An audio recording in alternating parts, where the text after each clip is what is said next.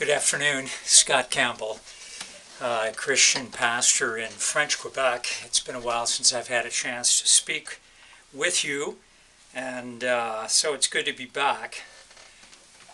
What I'd like to broach today is a difficult topic, honestly, and yet it's one that at least 30 years ago, 25 years ago, was quite important in Quebec. Honestly, it's less important today. And the topic I want to mention or talk about is the place of the Virgin Mary in our Christian relationship with God. When I came to Quebec 30 years ago, I was honestly disturbed by much of what I saw, much of what I read regarding the Virgin Mary. It struck me that probably evangelical Christians, in their lack of speaking about Mary, are probably in reaction to what I view as the Roman Catholic Church, the traditional church in Quebec, spoke way too much about her and gave her a position that in fact I don't believe that she biblically merits or deserves. To put it simply, in Quebec, over the years, Mary held a very, very high place in the hearts of French Quebecers. She was regularly prayed to, regularly petitioned, regularly people called out to her for help. They also called out to her that she would go either to Jesus or to the Father and put requests before him. They saw her obviously as therefore a source of grace, a source of God's favor coming through her. In fact, in Luke 1, when the angel Gabriel appears to Mary to announce the birth of Jesus, many of the Roman Catholic Bibles will translate that conversation in a way that says, Mary, you are a source of grace, as opposed to what I believe is more accurate in the Greek, that Mary, you have found grace in God's eyes, therefore he's calling to you to become his servant.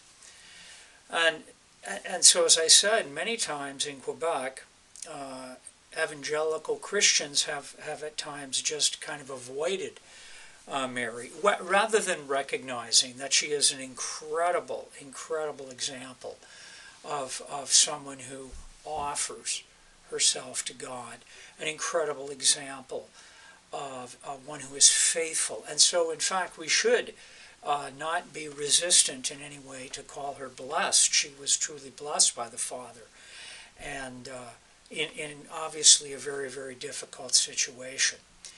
I have had to at times walk Quebecers through Mary's place in the Bible, showing them that in fact the Rosary, the prayer to Mary about Hail Mary, full of grace, that prayer is not in fact in the Bible. It is not on par with the Our Father or the Lord's Prayer.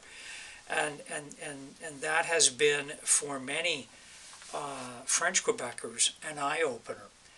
Unfortunately, at different times, the Church has in fact continued, not at different times, the Church has in fact, even post-Vatican II and later in the last century, they continue to put Mary forward. In fact, in 1968, it's very clear from the Catechism, the new Catechism that was printed under the leadership of Pope John Paul II in the mid-90s.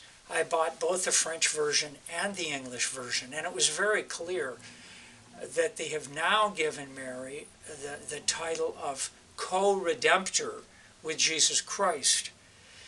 They've even gone further. Not only, obviously, was she, in their view, born without sin or conceived immaculately, not only did she give birth to Jesus and then never have sex, Not only did she, according to the Catholic Church, not only was she assumpted into heaven, a doctrine that was finally confirmed or decided by the popes in the 1800s, but in 1968 they called her just openly co-redemptress or co-redemptor with Jesus Christ. Now you have to read yourself in that catechism how they justify that and what they do with it.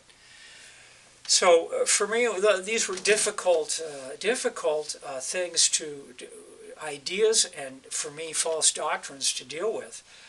Fortunately, the younger generation, under 40, under 45 today, we're in 2017, does not necessarily hold to any of these, or even though they don't know about many of them. They just know that Mary was important as the mother of Jesus. But when I first came, I was 32. I would say people 45, 50, and older, these were huge, important doctrines and teachings that they clung to. In Quebec, all over, in the city, in the suburbs, especially in the country, I would see obvious statues to Mary, flowers put by those statues. And that still exists today. The cardinal who was over the island of Montreal, those of you who know there's the Pope and then there are cardinals. The cardinal who was over the island of Montreal, his slogan, his personal slogan was, if I follow Mary, I will not tire out. I will not become exhausted. He was a Mariologist. And under his, under the time that he was a cardinal on the island of Montreal, I think there were actually 66 cathedrals and churches, etc., where Mary played important. Mary was in the name. It was her place.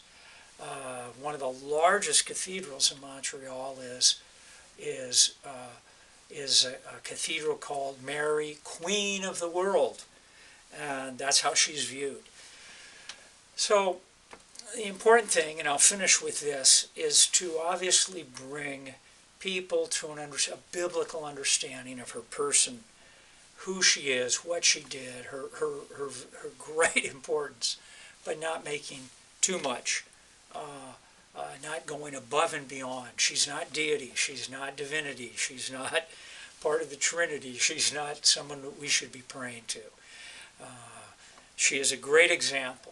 She's someone we can learn from. She had struggles in her own faith as she tried to learn or deal with who is Jesus really and what is my role in his life. So that's an overview in less than 8 minutes.